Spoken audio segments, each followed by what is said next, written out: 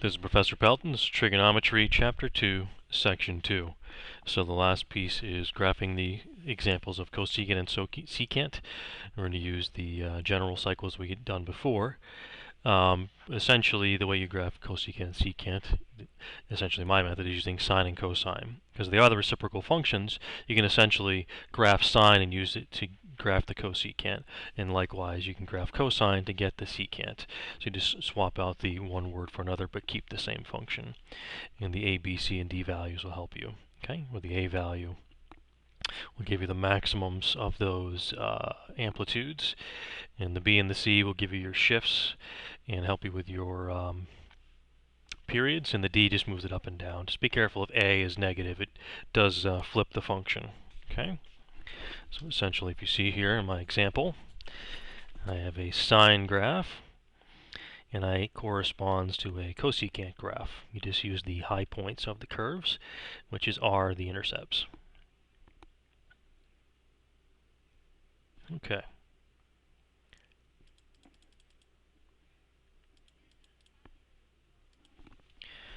Alright, so first off, the period of a sine or a cosine. Alright, so the period is 2 pi over b.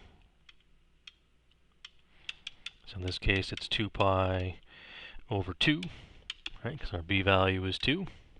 So that gives me a iteration of pi for the first cycle. Okay, so from 0 to pi, I'm at 0, and I end at 0 for sine wave, and halfway in between I'm at 0.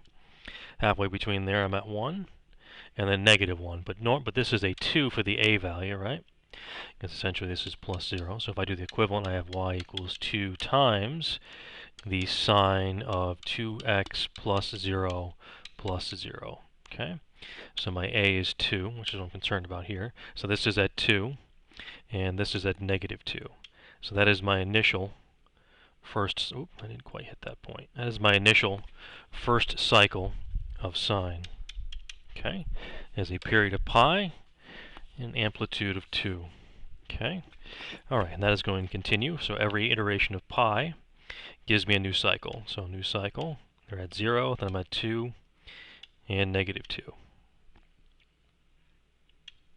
Okay, and every iteration of pi, I'm at negative 2 and 2.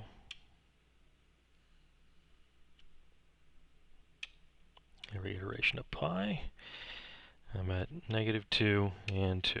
Okay, so there is our sine for the whole graph, but we don't want sine. We want cosecant, correct? So wherever sine is 0, right? If sine is 0, that's 0 over 1. So that means if that's sine of whatever the angle is, then the cosecant of that is 1 over 0, which is undefined. So every time that sine is 0, you have an asymptote.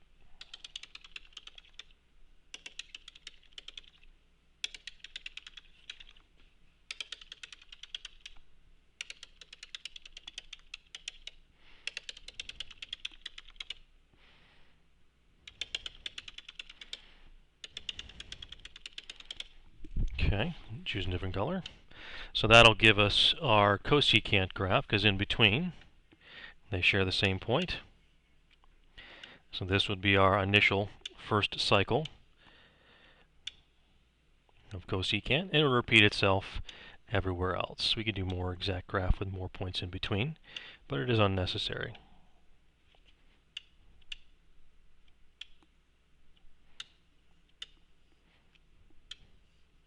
So when you graph this in the calculator, the sine graph would not be there. We're just using it as a guide to be able to graph the cosecant. Okay, let's try the secant graph.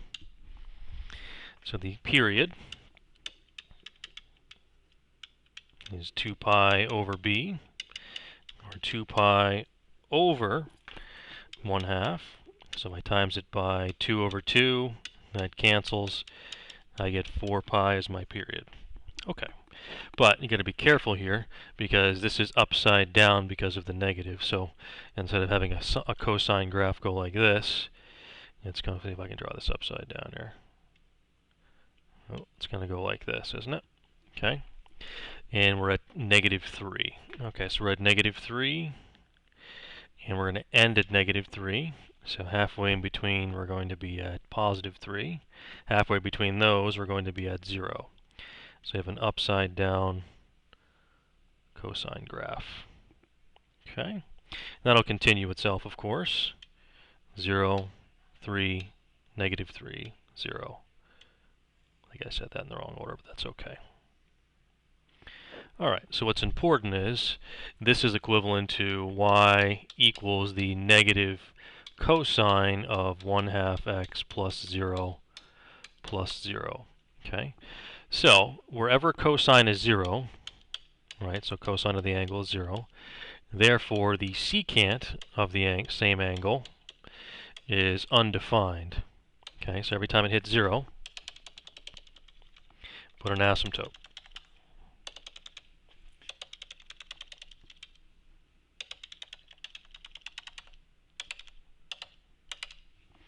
Okay, so choose a different color here. Alright, so they share points here.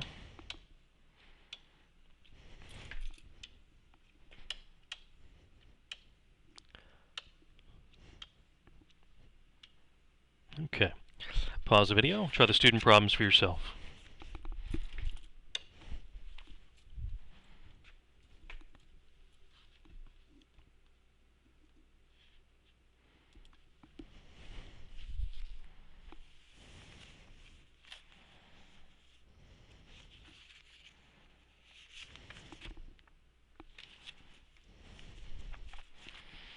Okay, this is not a student problem, it's an example, sorry.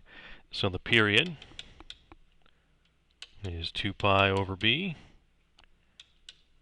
So that's 2 pi over, oh, we have a 1 here, right, for b? So the period is just 2 pi. Okay, so we have a starting point, so a phase shift, right? So starting point,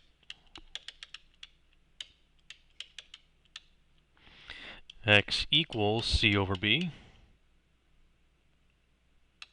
Starting point. Alright, well c is negative pi over 4, and b is 1, so I get negative pi over 4. Okay, so negative pi over 4 is my starting point for sine.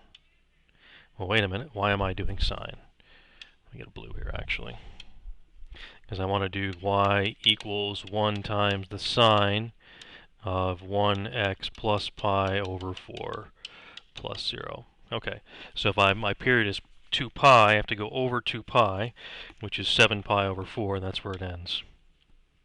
Okay, so halfway between there is 3 pi over 4, and halfway between that is pi over 4, which will be at 1, and halfway between that is 5 pi over 4, which will be at -1, so I get my initial first cycle of my sine.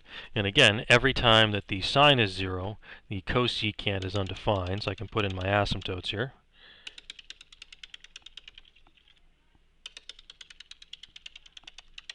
Okay, and likewise I can draw in my cosecant graph.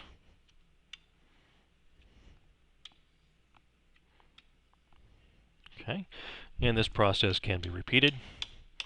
The period is 2 pi. So that would put me at, I guess that's good enough. We'll keep that there. Pause the video, try the student problem for yourself.